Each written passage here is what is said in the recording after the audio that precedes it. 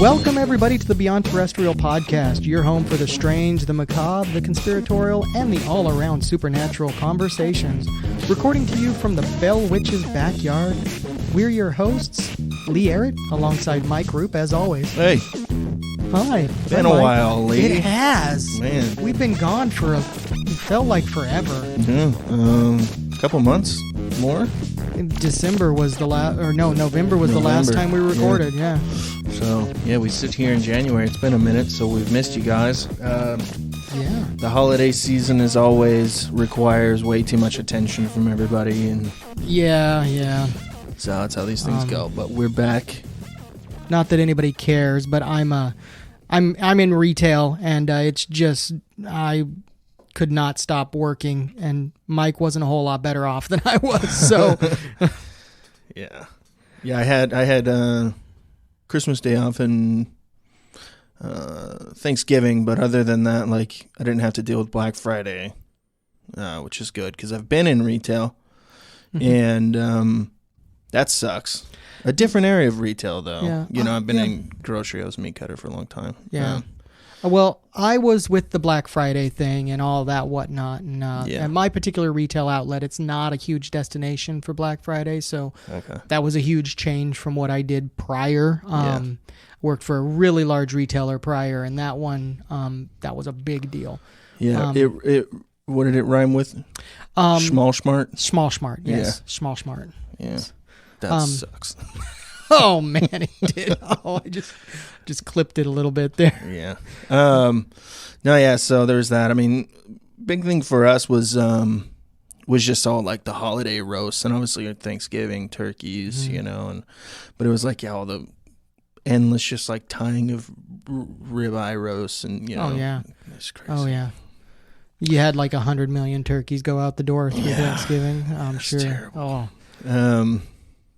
But But we're back. Yeah, we're back and ready to soothe your dying ears.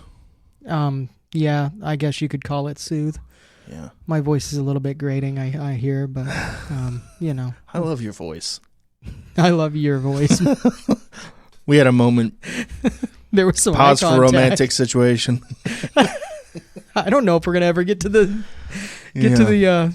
what we're covering. Let's get to that. What are we talking about? Today we're talking about the vampire. Cool. Vampires, man. Some of our earliest freaking nightmares, man. Oh, yeah. I remember just being a kid being scared of bats and stuff, and then they taught you about the vampire bat that drank blood. Oh, yeah. And then they told you that Dracula could turn into a vampire bat. Yeah. And then it was just on from there. Yeah. I remember watching the Blade series and thinking that he was so cool because he could kill vampires. Blade was awesome. I know. That Wesley freaking Snipes movie was awesome in that movie. Yeah. He was kind of cool in just about everything until he went a little bit off the deep end. And, right. Yeah, so we won't talk about his problems. Wesley Snipes. I was still pissed that he never fought Joe Rogan, but that's a topic for another day. But Wesley Snipes, why didn't you fight Joe Rogan? Hashtag fight Joe Rogan. Hashtag fight Joe Rogan. Bring it back. Anyways, yeah, so let's get into it. So obviously, just in case nobody out there knows what a vampire is, I guess it could be explained in, human-esque type of creature, undead human type creature. Very sensual for some reason, which I never really understood. Yeah, they try to make them sexy, like almost all of them. I mean, if you look at old depictions, they're not as sexy, but but they still have that very sensual type of thing on the women. The women are just like, "Oh, I'm helpless." Yeah. It's like, my shoulders are showing. You should have just seen Mike. He just pulled down his shirt so the vampire could suck the blood out of his neck. I'm just waiting for my Edward, Sparkly skin and all, right? Oh God, that's the worst depiction of a vampire. I hate it. But anyways, yeah. So they're human-like, blood-sucking undead creatures. Live off of human blood. Don't get it twisted. Yeah, and they have the unique ability from other undead creatures of seeming to have continued intelligence and self-awareness, whereas many other undead creatures, they don't have that. It's just like if you're looking at a zombie, they're just an eating machine. They're almost like animals in a way. Exactly. Yeah. Exactly. But yeah, vampires are very sleek and self-aware, sly and self-aware and intelligent. Themselves. They can decide. A lot of them can fly, not even turning into a bat or turning into a bat. Oh, yeah. You know? They're like dark side Superman. I don't know where that came from. I will say, I do like one depiction of a sexy vampire. And is it Elvira? Yeah, now. You're welcome. Think about that. Yeah, now that I think about it, totally. But yeah, I mean, even though it was kind of an older thing, like, yeah, still cool. Even now, she can dress up like it. I'm like, hey, yeah. But in Queen of the Damned, the movie Queen of the Damned, a lot of people hate that movie, but I like it a lot. I like it mainly just because like the music was really cool when it first came out. You know, and the score itself, and like, you know, when they play like the violin and whatnot, and it was just like, oh, it's so good. See, you're going a completely different aspect of it. Like, mine was it's a strange. That's kind of a strange direction of vampires. Mine was Underworld. Like, Underworld was awesome. I liked the cat suit. Like, I'm not gonna lie, straight up. My wife's gonna listen to this and be like, "What the fuck, Lee?" Yeah, but you know, she probably enjoyed it too.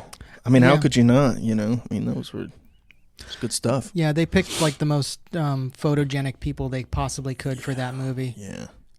You know, I haven't seen all of them though. I think I've seen like the first one and like half of the second one. After like 3, there is no point anymore. They just started blending into the Resident Evils, and I just didn't even know what happened after. Yeah, like it's like Resident Evil, like Underworld, and like the Lost World, like, or not the Lost World, the little dinosaur, whatever it was. I can't remember it. Jurassic Park? No. The little dinosaur in the Lost World. No. Littlefoot. His name is Littlefoot. What is the name of that show? Oh. There's like a million of them. You're talking the cartoon? Yeah. Yeah, the old, what is it? What's that show called? With little, totally. Yeah. And they had like The Land Before Time. Land Before Time. The Land Before Time. Like, there are like no vampires in that, but there should have been. Well, there should have been. No, my point being is just so many of these movies, they take them and they're like, let's just see how much we can cash in. It's crazy. And they start making as many as they can.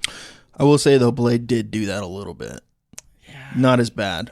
They made a handful of them. They made movies when they shouldn't have. Yeah. You know. I actually like all the Land Before Times. I think that I think I've seen the first 2.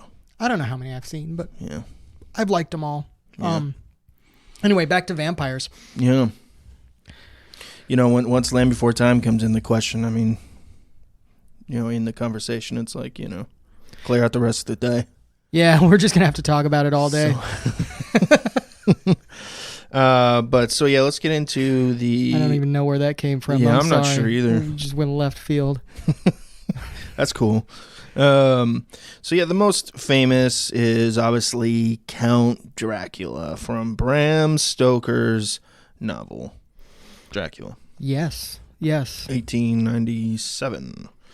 But a lot of people think of, and this is really just me talking, but like a lot of people, I feel like, think of Dracula and vampires as being kind of one and the same.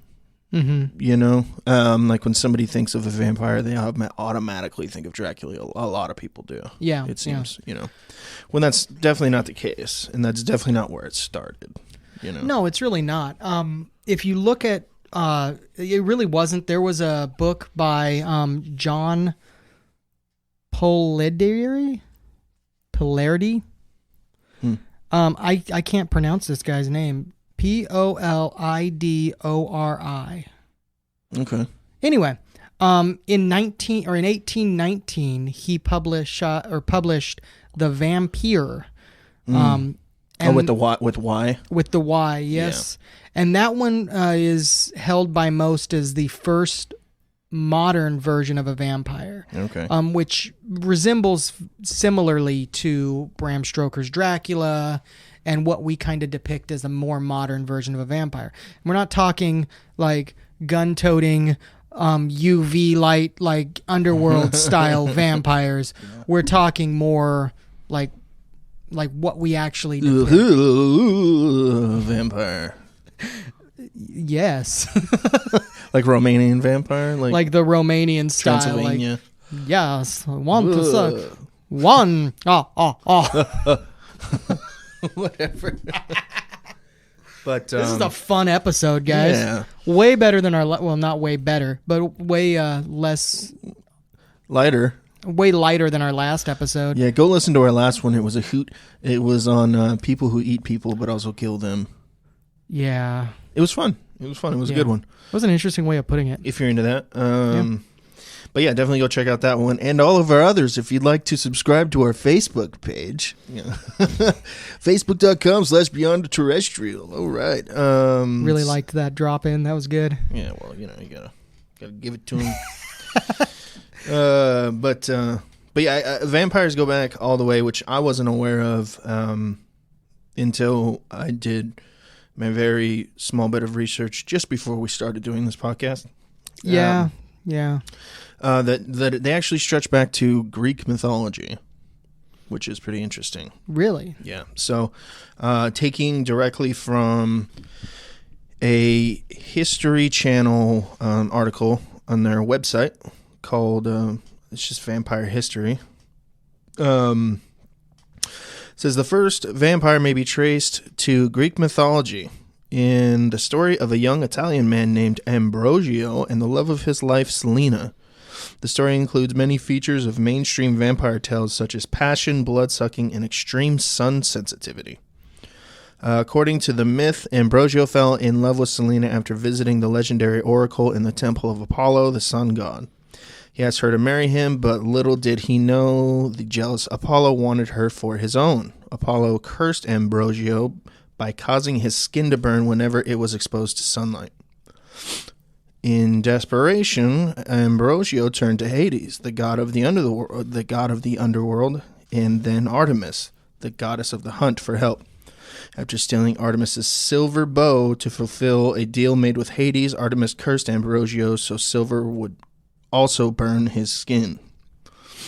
She later took pity on him, though, and gave him super strength, immortality, and fangs to kill beasts to use their blood to write love poems to Selina. Eventually, the mortal Selina escaped Apollo's grasp and reunited with the immortal Ambrogio. Artemis told Ambrogio he could make Selina immortal by drinking her blood, which would kill her body, but make her spirit live on. Their combined blood could then turn anyone who drank it into a vampire. Why is that not a movie? I know. That was awesome. It's awesome. Yeah, it's a super cool story, and that's never talked about for some reason. We get Danny DeVito with goat legs and horns, but we can't get that. Yeah, like super, like that's like the epitome of a vampire story, right? I know that one's. That's awesome. all the way back in Greek mythology, yeah. So that's gotta be the absolute origin, right? And that was funny because what I was always told was, or what I was always under the impression was, the first vampire thought process was either Dracula, essentially, mm-hmm. or he betrayed Jesus. Oh, I'm not really up on my Bible stories. Yeah, me either. Was it Judas? Judas. Yeah. Judas. Yeah, the Judas was the first vampire, and his descendants are. Interesting. I never heard that. Yeah. It's a belief that Judas was the first vampire, and then he could create more, but he was basically cursed because he betrayed Jesus. Okay. Yeah, I've seen it in a few places. Wow. I couldn't tell you where, but I've seen it. That's cool. I didn't know that. Yeah. So it's like these stories have really been ingrained into people for a long time for some reason. Exactly. Exactly. Wonder why that is. No, I'm not sure. I mean, that might have been just something where somebody was like, let's find a way to make this seem more legitimate to Christians. Yeah, well. But, you know. Yeah. I think that everything was let's find a way to make things more legitimate to Christians. Well, you know, it's like, you know, just the way that the New Testament was written at that you know how that was written, right? At that big meeting they had wherever it was. I can't remember the name of the it was like a big conference or whatever where all like the popes and Toys R Us summit meeting. Yeah. I'm sure that was it. Yeah. It was the original Toys R Us building. But no, it's where they came together. It was like a conference of sorts with all like the highest, most holy men of the church and everything. And they came together and chose which stories would go into the New Testament. Oh, yeah. Yeah. The King James Version. Yeah. And we created, I think that was the version that they created. Mm-hmm. Yeah. But, okay. So there's also the story of Vlad the Impaler. Right. Vlad was a king in Romania.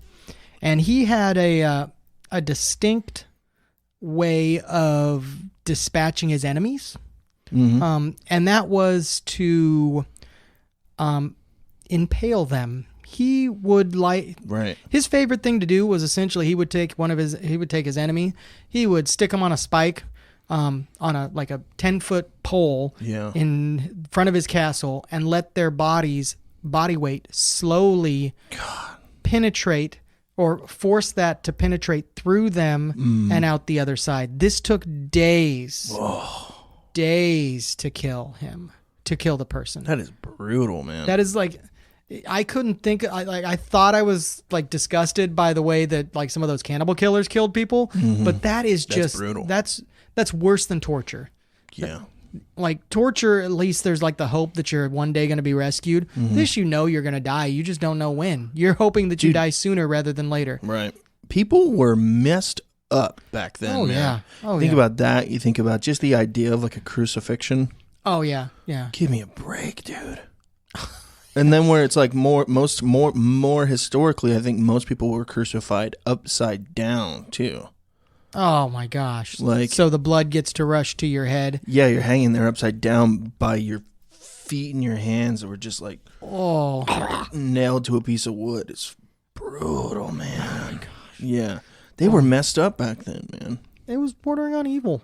Yeah. I mean, like, man, I don't know. It's so crazy. We think about how crazy the world is now.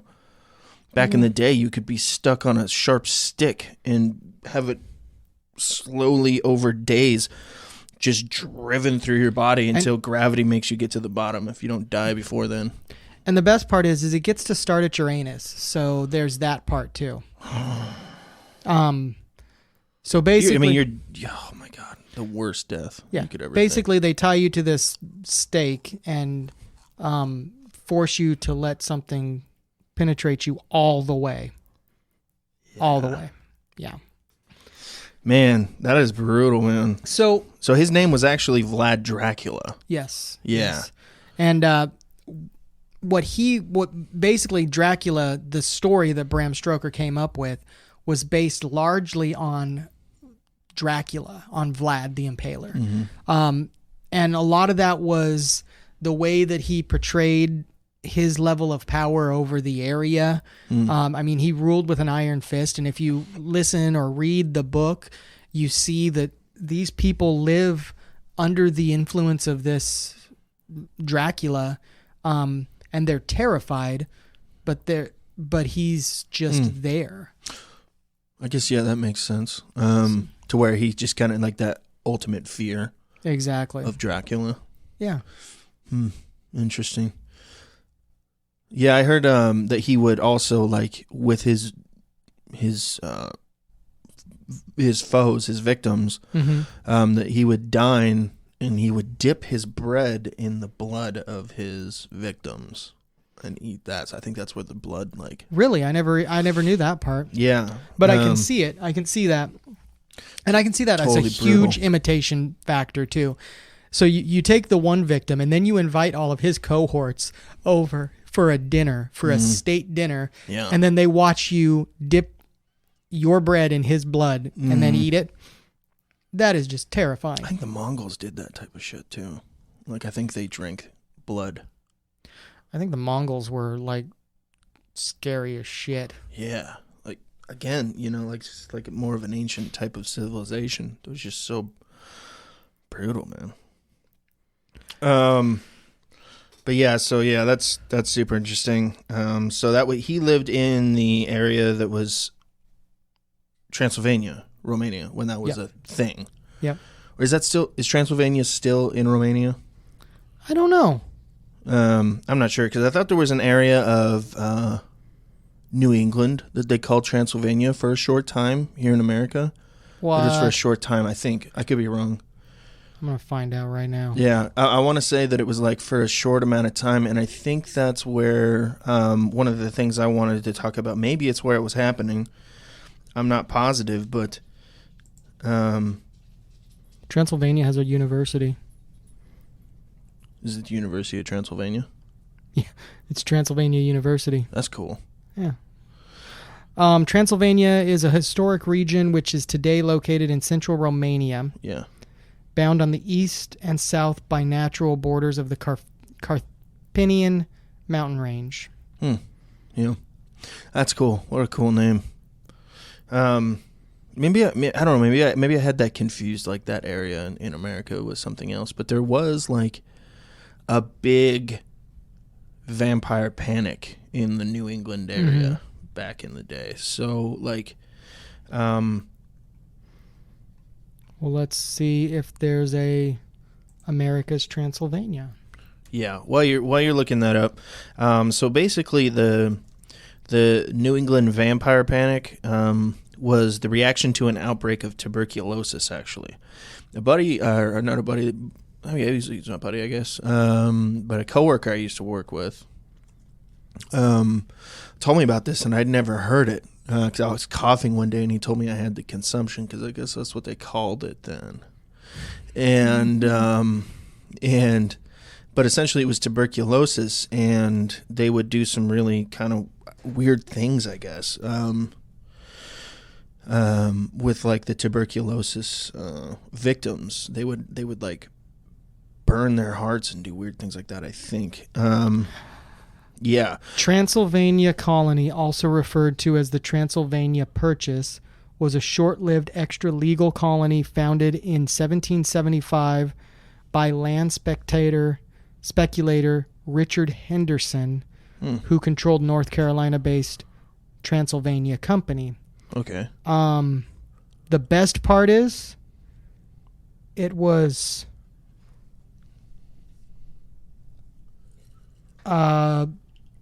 right about us. It was, really? Yeah, the picture is... I thought it was more north. As far as Louisville, Kentucky, and as far south as Nashville, Tennessee. Really? So it was like, we were like, wow. Right smack dab, basically in the middle of it. Basically. Wow. Yeah, we're in we're recording out of Clarksville, a little ways north of Nashville. Kind of like northwest, I guess. Northwest, and it kind of expands up. Like it looks like it's following Highway 24, like from Nashville to us, basically the line. So we're right on the edge of it, and then it goes up a little bit into Kentucky, and then over towards Ohio. We're gonna have to do an episode on that then. I know. I had no idea what's that. I thought, because I had never really known, but I knew there was something like that. I thought it was like New England though. Yeah. So. The Transylvania colony was primarily located in what is now central and eastern parts of Kentucky. The American pioneer and frontier explorer Daniel Boone was hired by Henderson to establish Wilderness Road through Cumberland Gap, which is near us. Yeah, it's over on the other side of the state, right? Yeah. So, anyway, that's super interesting. Yeah. You know, I'm actually related to Daniel Boone. Really? Yeah. I can tell. You just look like a Boone. Thanks. No, like that's it. Look like a. No, yeah. It's interesting. You look like what I would imagine a mountain man being. Just. I can see that.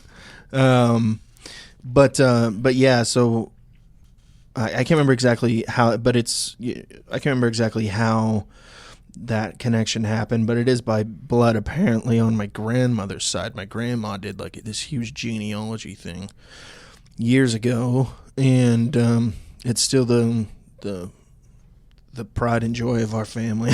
Like her and her sister. I think it was her and her sister, my great aunt, I guess, or great whatever. Yeah, they went all the way back to like our shield and whatnot. On the round table back in like Wales and stuff. Really? Yeah, wow. Like a lot of royalty, like King Henry I apparently.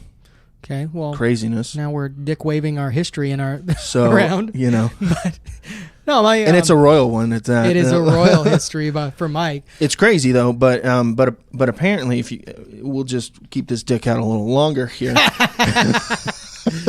No, but what's really crazy is that Daniel Boone's daughter married none other than Richard Dreyfuss.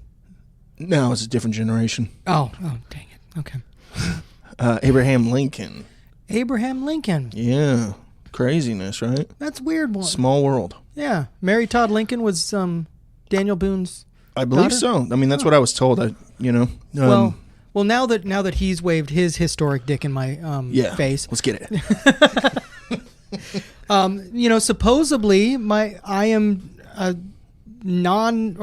a descendant of Benjamin Franklin's brother.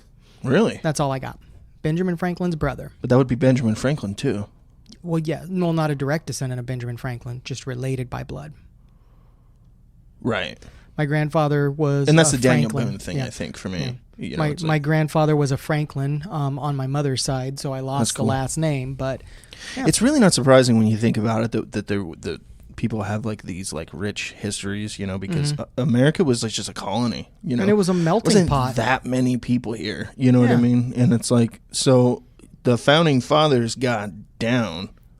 They were celebrities for one. Let's not pretend like they were saints. Oh yeah, they were awesome. Like they were doing the damn thing. They were celebrities. I mean, they were like kings. They were the Johnny Rotten of their time. Exactly.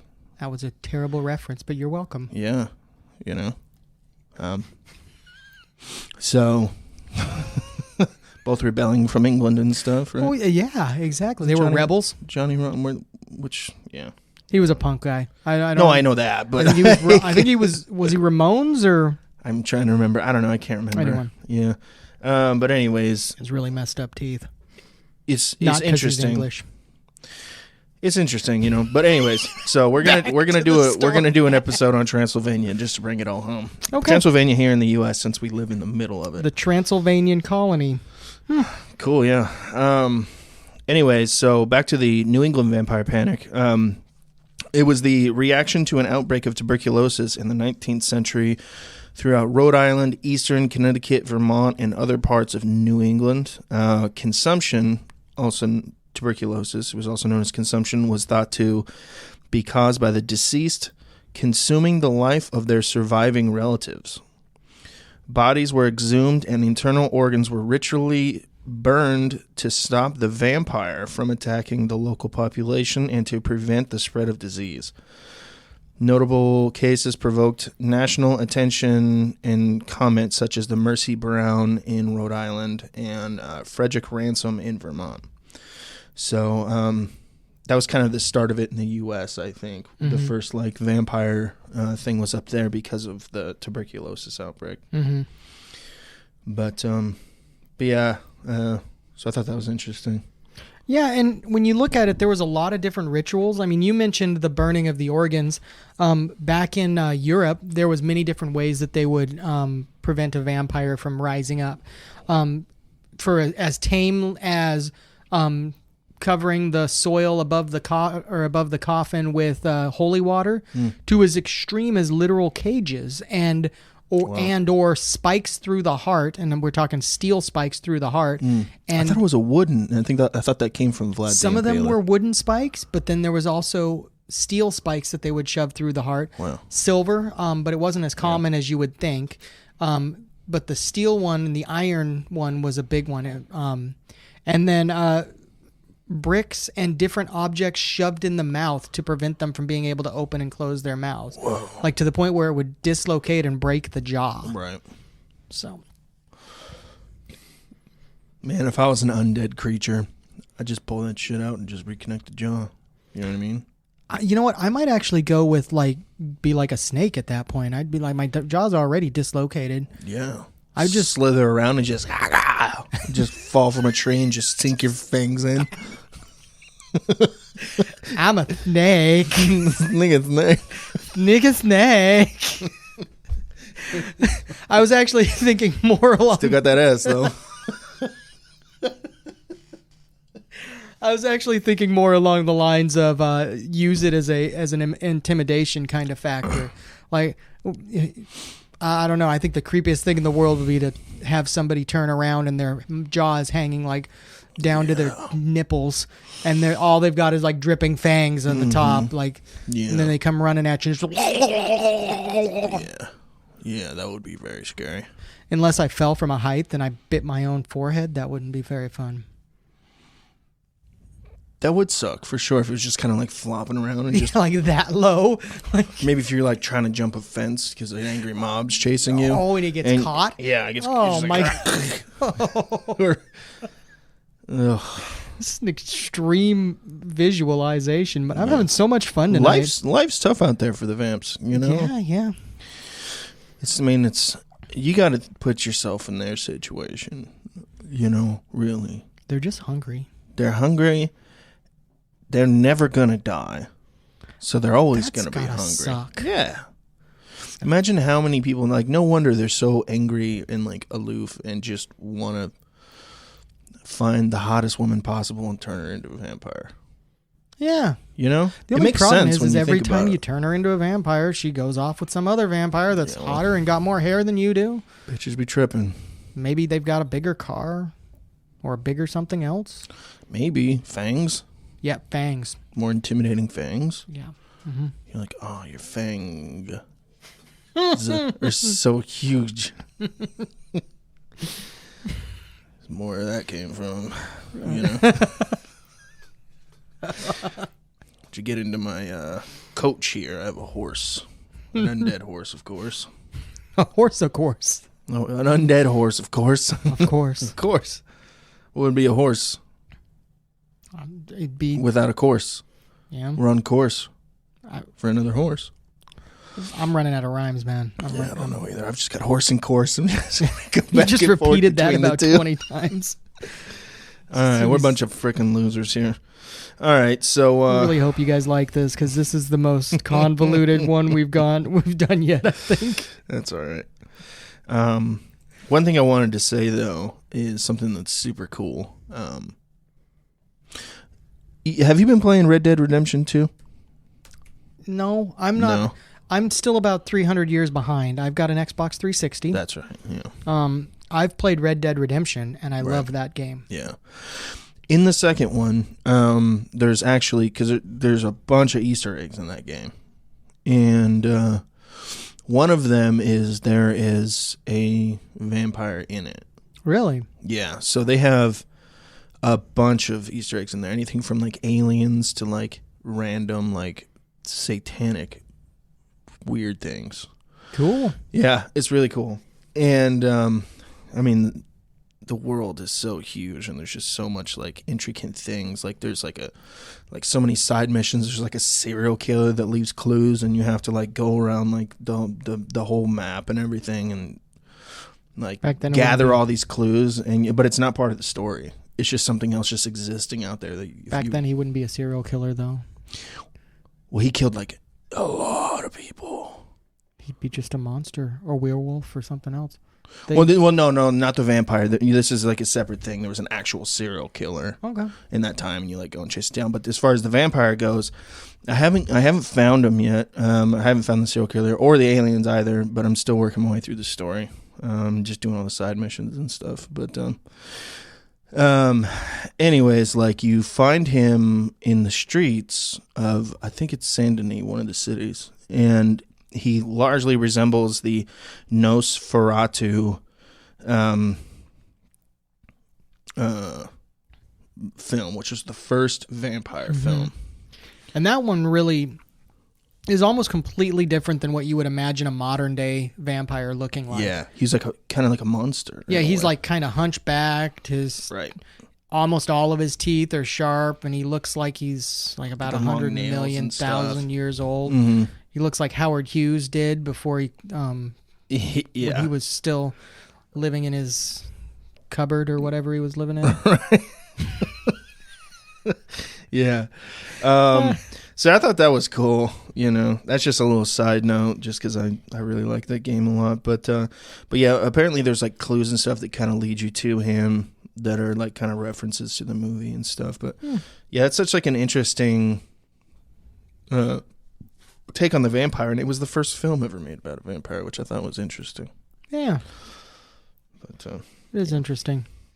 Well, when you spoke about a film that involved a vampire, I'm going to go with my favorite vampire of all time, and it was the Chinese vampire of the Adventures of Jackie Chan cartoon show back when I was like 10. Nice. Yeah.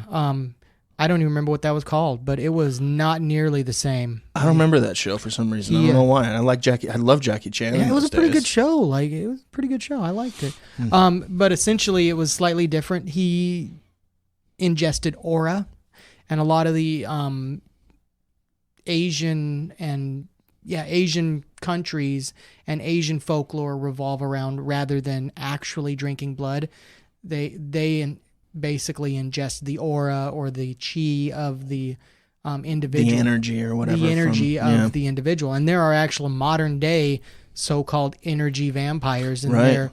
And they believe that they suck the energy out of other people. And man, I think there's a lot of energy vampires out there, even people who don't even know it, dude. You know what I mean? I agree. Like when you're just hanging out with somebody I and like 10 minutes with you, and I'm like, oh God. Yeah, I don't blame you. It's a different type of oh God, though. No, but there's just some people, man, like where you just you can't spend any time with them because you're just like and it's just like it's terrible to hang out with these people, and it just feels like they're literally just sucking the energy out of the room. They're sucking you dry. I agree. It's crazy. Now, I don't know how true it is, or whether it's just those type of personalities that just take you to a point where you're like, oh. Yeah, it's like, God, I'm just dead. I just need to go home. Mm-hmm. Most of the time, they're your coworkers, the people you don't want to be around. So it's probably just one of those things. But still, yeah, there are people. I have heard of people nowadays that claim to be actual like energy vampires. I know, and they seem to think that they can like actually suck the energy out of a person. Yeah, and it gives them more power. Right. There are people out there that believe that they can take and give energy. And I don't know how I feel about that. I'm kind of confused. It's a little bit too new agey for me. Yeah. I'm rubbing my pant legs like an old man right now. I'm like, goddamn kids nowadays thinking they're all in touch with the universe. They're not in touch with the universe. Why don't you go meditate, you damn hippie? Get a job! Get a job and stop smoking grass. Get off my lawn. But super interesting. And I don't know, man, like a lot of people call themselves vampires nowadays because of that, because like they drink actual blood. But a lot of people, especially kind of in the realm of like super rich elite people, I won't go too conspiracy with it, but they drink a lot of like young people's blood and stuff, in order to stay young. It's supposed to keep you young, and you're supposed to get some sort of like energy or vitality boost out of drinking like infant blood and stuff like that. Really fucked up. It's Warren People Buffett, do it, isn't it? I guarantee, man. He's got to be doing it. Yeah, okay. They're all doing it up there. Fair enough. Fair enough. Or like the ones that have decided that they can gain power by rubbing their bodies in menstrual blood. Yeah, that type of stuff, like. And I'm not even sure that's just gross. I mean, that sounds like a bad idea because that's just old blood. You don't want none of that. Yeah. Oh. Anyway. You don't want none of that shit. Anyway. But yeah, people think that blood holds like a lot of power. I wonder if that's where, thinking about it, I wonder if that's where the initial kind of things came from. Maybe they've always drank blood. People have always drank blood, And they just started referring to people as vampires, those who drank blood, just in some sort of, maybe it had some sort of, I don't even know the exact, if there's an actual, description. I guess it's mainly just someone who drinks blood, right? I mean, yeah. I've got a list of ways to identify vampires here, but I need to speak about one thing very important right now. Yeah. The most powerful vampire of all, and the most evident vampire of all, because he's not very good at staying out of the spotlight, although he tries. Keanu Reeves. That's possible. He never ages. It's true. Check out the pictures online. Either does Tom Cruise. That's true. Tom Cruise doesn't age. Yeah. Kevin Pollak has an actual. I think that he's the Count of Saint Germain. Yeah. Yeah. Weird. I'll show They're you. living among us. Yeah, I'll show you. There's a person. The Count of Saint Germain. We'll go into him a little bit more at some point in the future. Yeah. But essentially, I know the name. He's essentially an immortal count that bounced through Europe for many years in the 16th, 17th, and 1800s, and there is a portrait of the Count of Saint Germain, and if you set it near a picture of Kevin Pollak,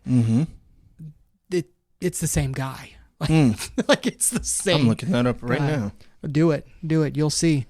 Yeah, but no, the Count of Saint Germain very well could have been a vampire himself. Just extremely rich. Yeah. Oh shit. Yeah, you're getting there. I see ya. Oh no. Oh, look at there's a Keanu Reeves one there too. Oh, yeah, exactly. That's what I'm talking about. Oh no. These people are living among us. And are they vampires or are they just immortal?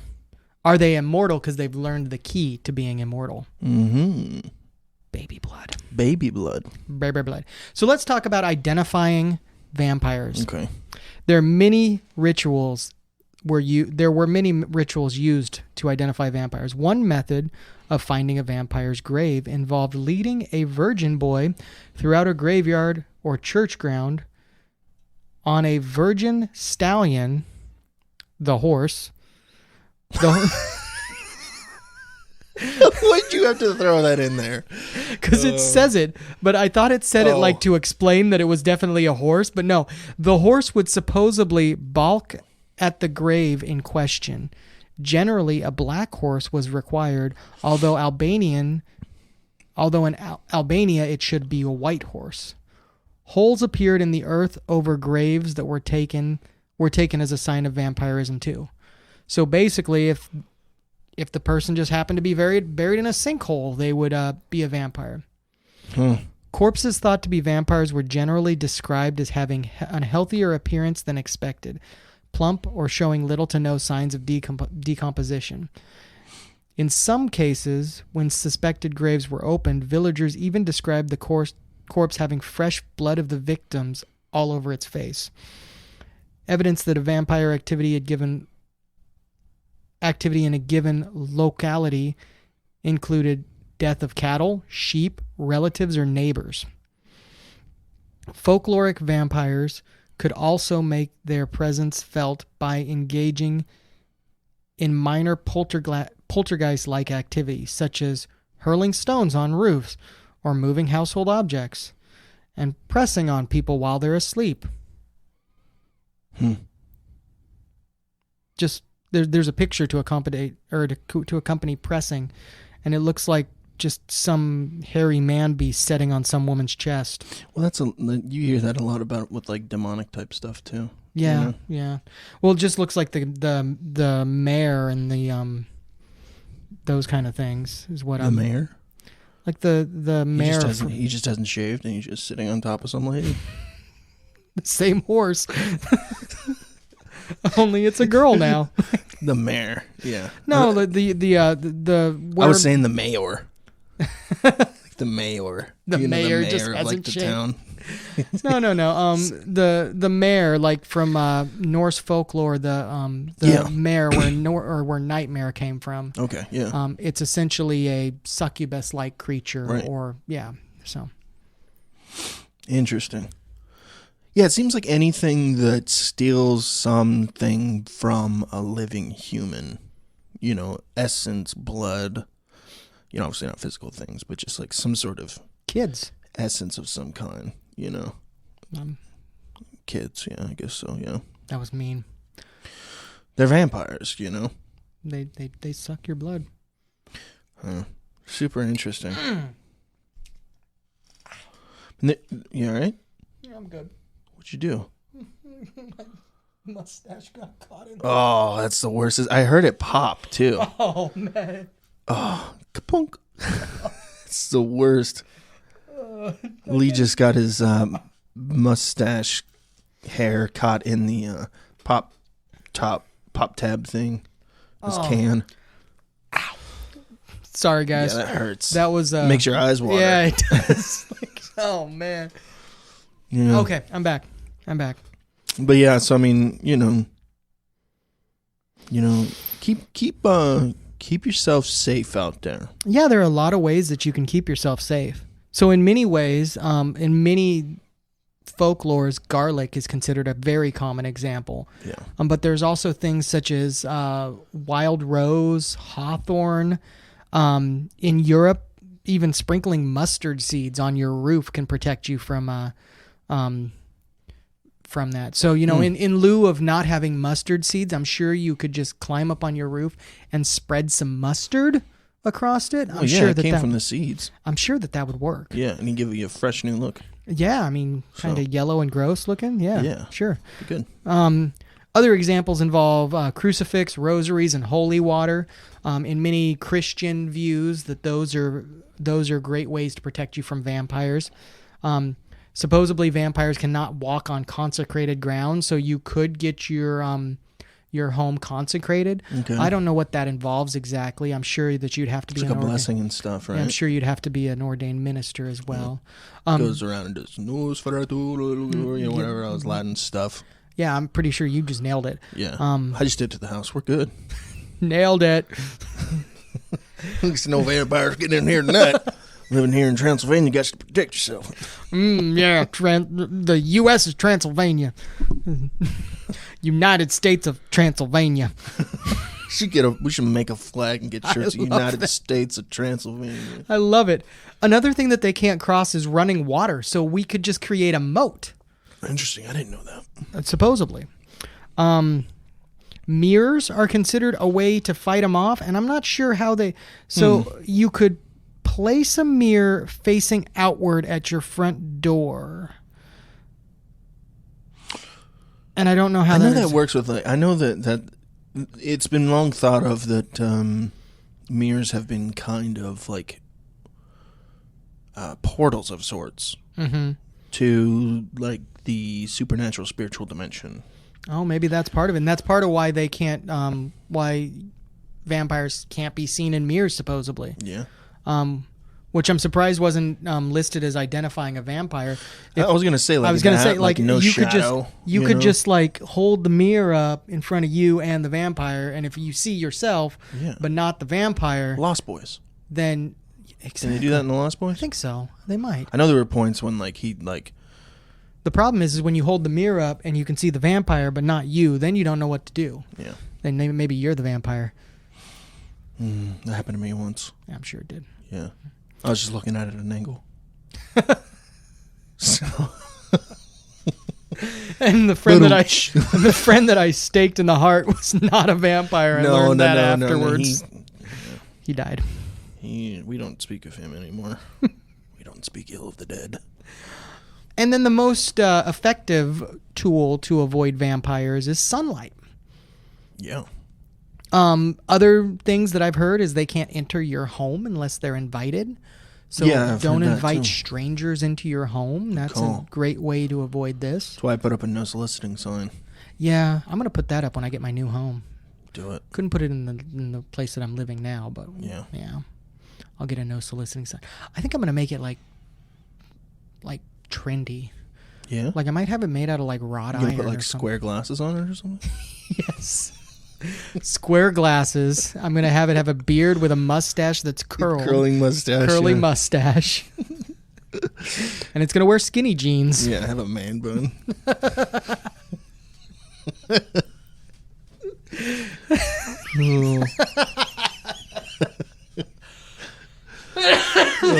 Somebody needs to draw a picture of that. No soliciting.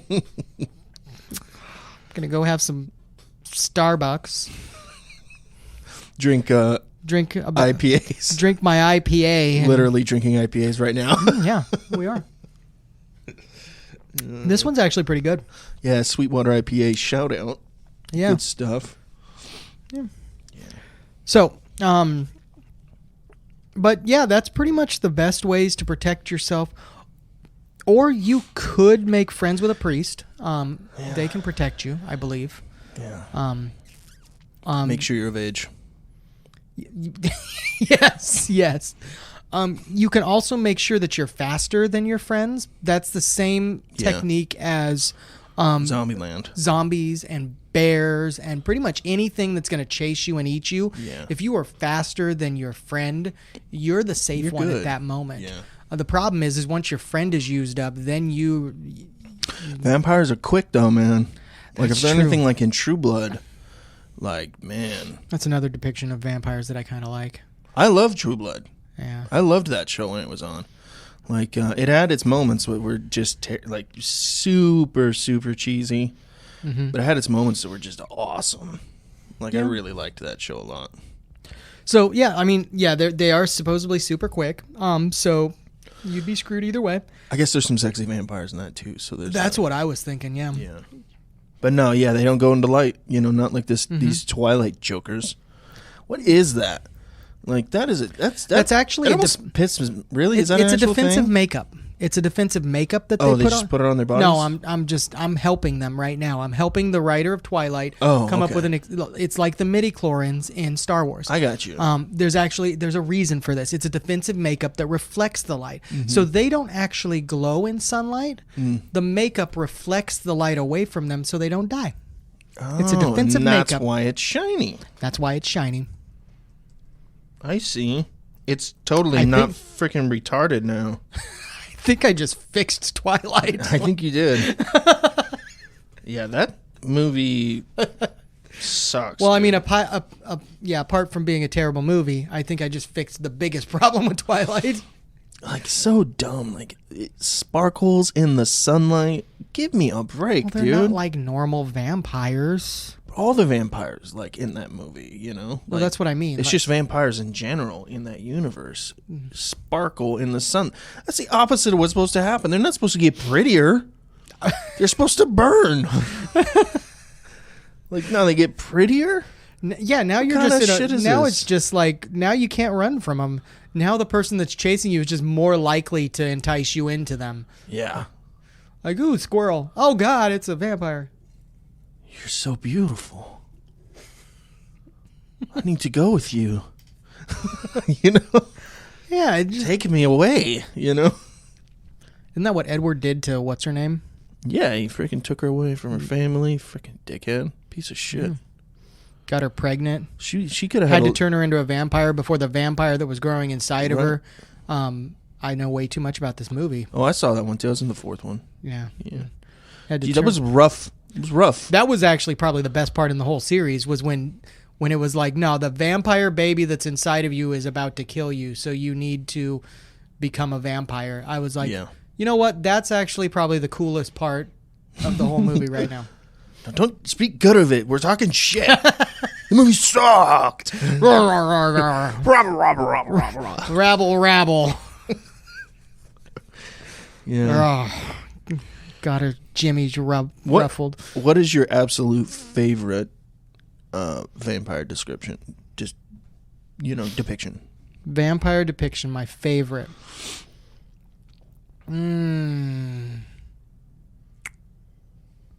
I think it's Blade. Yeah. I think it's Blade.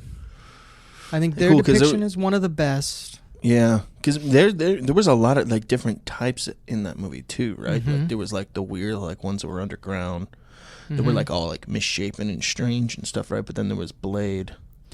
Blade could go out in the sun a little bit, couldn't he? Yes, but there was an explanation for that. He was actually half human. That's right, he was half human. So because he was half human, he could go into the sun.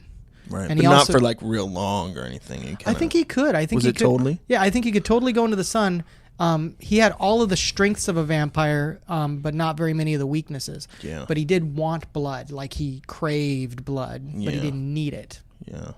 So, but I think the Blade was my favorite. There's a couple reasons. I think that I kind of liked Wesley Snipes as a katana-wielding badass. Oh, yeah. But I also kind of liked Ryan Reynolds' take on the bad guy in Blade. I don't remember that. Yeah, it's been a long time since I've seen that movie. It was a typical Ryan Reynolds character, though. Really? I mean, just wisecracking, just. But I kind of liked it. I liked it. The other one that I kind of liked was Lost Boys when he's like hovering outside the window and he's like, "Let me come in." Yeah, I love that movie, man. So that might be one of my top. I don't know. It's definitely in top. I don't know if I could narrow down like. Exactly, but I would definitely say Lost Boys is up there. Honestly, like the vampires from Dusk Till Dawn. That was pretty. Those ones were intense. Very intense. I kind of like that about them. Like, I don't know. It's so weird because like I like that really kind of like brutal vampire like that. Mm-hmm. But I also kind of like the silver tongue. You know? One that was interesting was like Lestat from Interview with a Vampire. Now, it was just such an interesting take on the vampire mythos, and just, I hate to say it, Tom Cruise did a pretty good job in that movie. Mm-hmm. Yeah. You know? Tom Cruise had some good years. You know, his earlier years were great. Yeah. And then he got a little crazy. He got a little too into Scientology. Yeah. But yeah, for sure. It was really good. I for some reason I have a soft spot in my heart for the Queen of the Damned vampires, especially Alia in that. It was Alia, right? Alia, yeah. She not only was she smoking on them, yeah, but that felt very kind of like ancient, you know, and like very kind of mystical. I thought that was cool. There was a little bit of Egyptian feel to it. Egyptian almost, yeah. It feels like it goes all the way back to Greek. Very, very old. I like that, you know. Yeah. Mm-hmm. And that was the one thing with From Dusk Till Dawn too. Even though it was like a different type of heritage, I guess, for the vampires, it was still really ancient when it came down to it because it came out and it was on the big ruins at the end of the first one. I don't even remember. I don't even remember the second one.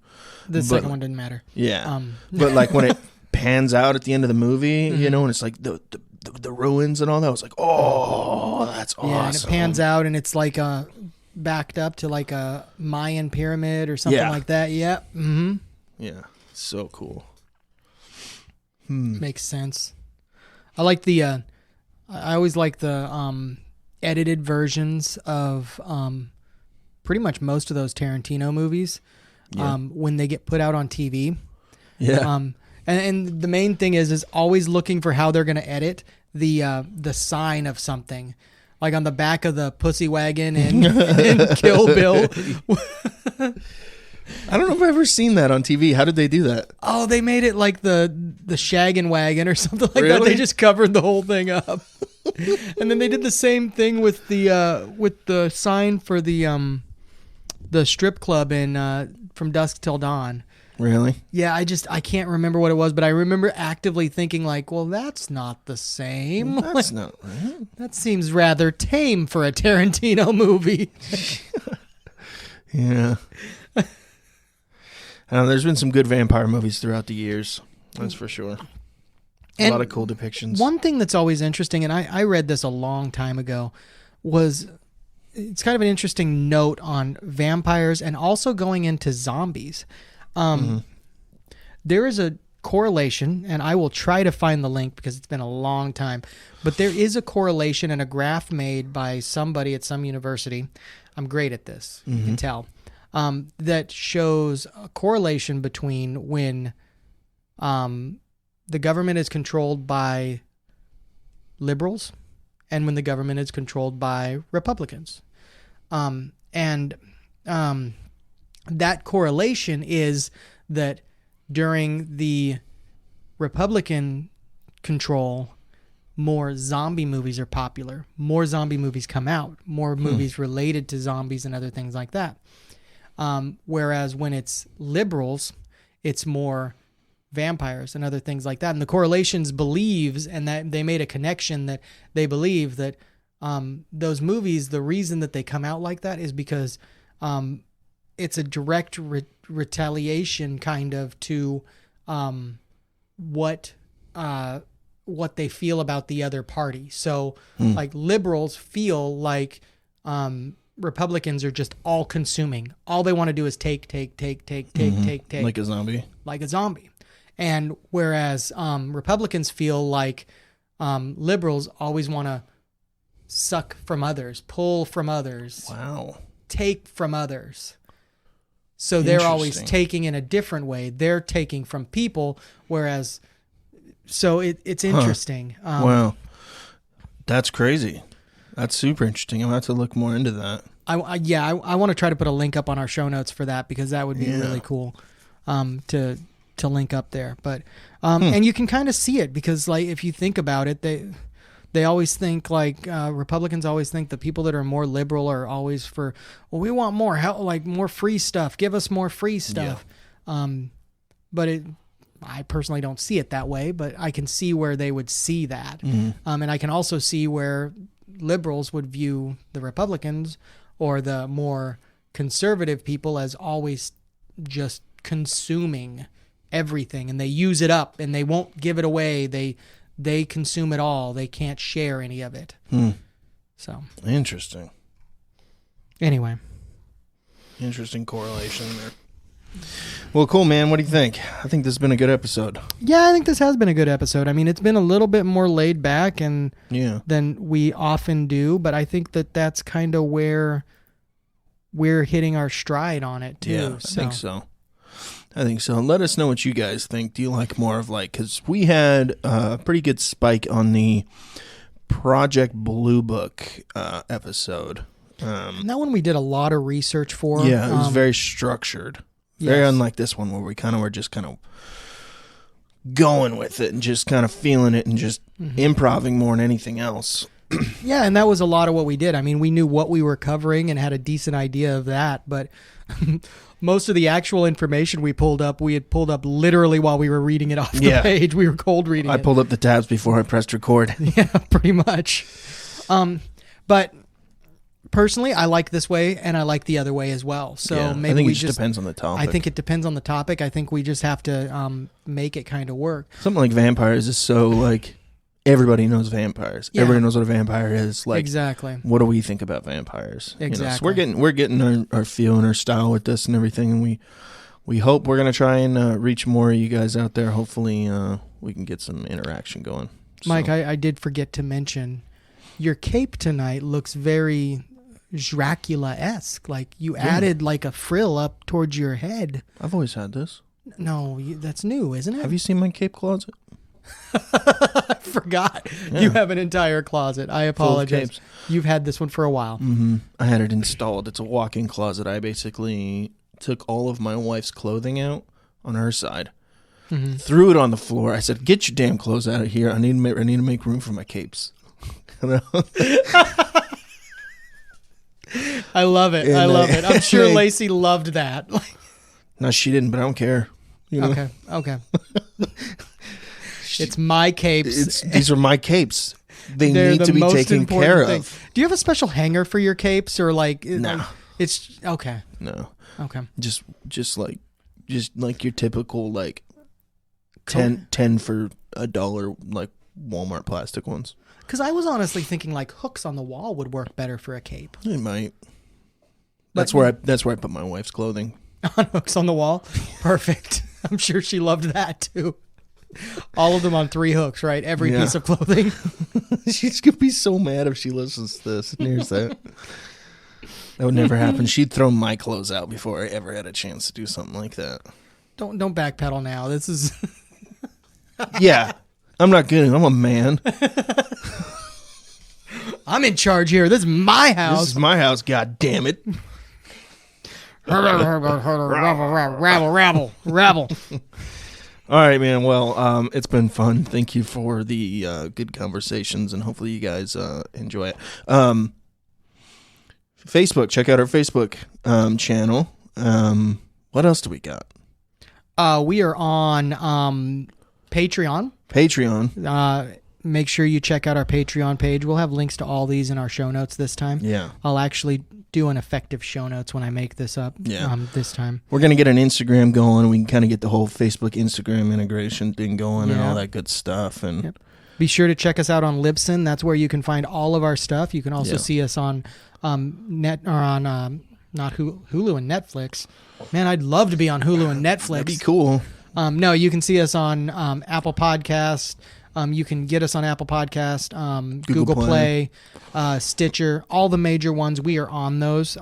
All your major podcast players. Yeah, we are available. You can find us. Please tell your friends about us. We are just building this, and we're excited to continue going. Indeed. Send us an email, too. We still haven't integrated it yet, but we're going to be doing a portion in the show where we talk about your personal experiences with the paranormal. Oh, yes. So we haven't implemented that. We took a break for a little while, and we're just kind of getting back in the swing of things again, but we want to do a portion of the show where we talk about your personal experiences, credited or uncredited. You don't have to tell us, even your name if you don't want to or whatever. Just email us at beyondterrestrialofficial@gmail.com. And make sure that you include your social security number and your address. Birth date. Yeah. You don't need your name, but it would be a help. We can find it. We can find your name, though, if that's what's necessary. Credit card number is handy. Not necessary, but handy. Yeah. I'm not going to start any in your name. We'll say that. Okay. Well,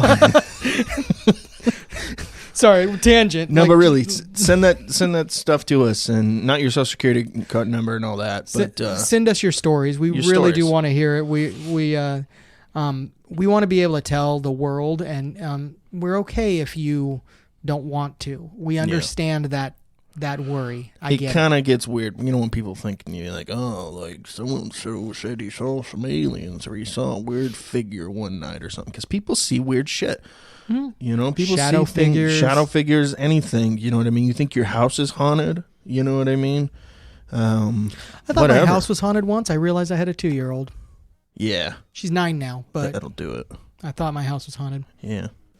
So, rabies has been linked to vampire folklore.